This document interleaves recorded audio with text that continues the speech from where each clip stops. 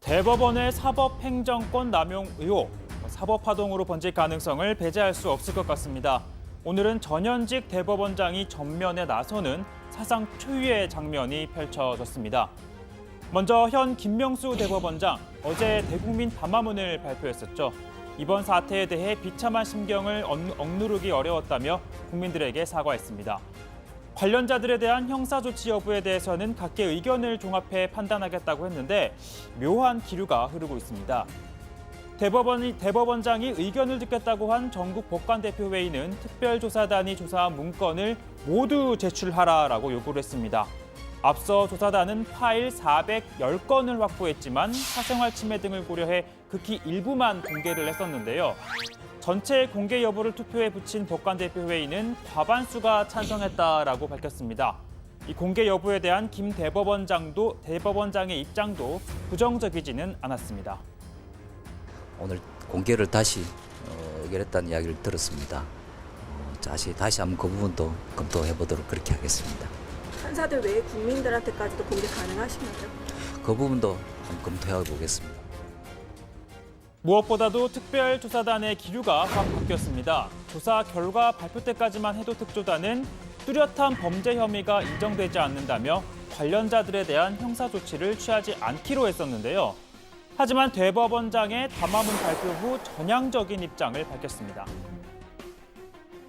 일단 뚜렷하게 범죄 혐의가 없다고 봐서 그렇게 결론을 내렸는데 법리 구성을 달리하거나 더 깊이 있게 검토하거나 또는 새로운 사실이 추가되거나 하면 얼마든지 형사조치를 취할 수는 있다고 생각합니다. 현 사법부의 넘버1, 넘버2죠. 김명수 대법원장과 안철상 특조단장, 법원행정처장의 입장을 가만히 종합해보면 관련자들에 대한 형사고발이나 수사, 의뢰 등 조치는 결국 시간 문제다라는 해석이 나옵니다. 그리고 오늘 논란의 중심에 서 있는 양승태 전 대법원장도 취재진 앞에 섰습니다. 자택 앞에서 이렇게 기자들을 만났는데요. 자신의 임기 중 불거진 일이 사실이라면 사과한다면서도 제기된 의혹들은 사실과 다르다라고 반박했습니다. 대법원의 재판은 정말 순수하고 신성한 것입니다. 그것을 함부로 그렇게 폄하하는 것은 저는 견딜 수가 없습니다.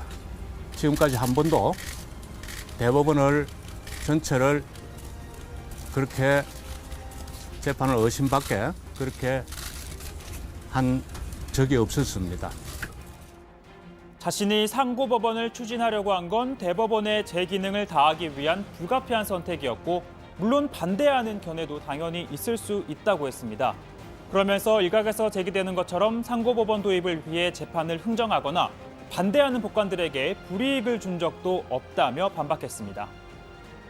재판을 무슨 흥정거리로 삼아서 재판의 방향을 왜곡하고 그걸로서 거래를 하고 그런 일은 꿈도 꿀 수 없는 생각할 수도 없는 일이고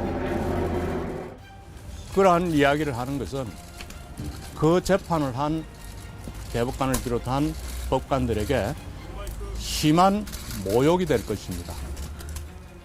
특조단 조사를 받지 않은 데 대해서는 그동안 1년 넘게 3번의 조사가 이뤄졌다며 내가 조사를 받는다고 뭐가 더 밝혀지냐라는 입장을 밝혔습니다.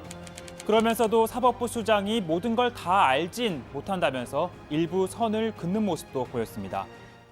자, 이번 사태를 사법농단으로 규정한 민주당은 국정조사를 요구한 데 이어 특검 카드도 꺼내들었습니다. 추미애 대표는 대법원이 사법부의 근간을 흔들었다라고 비판했습니다.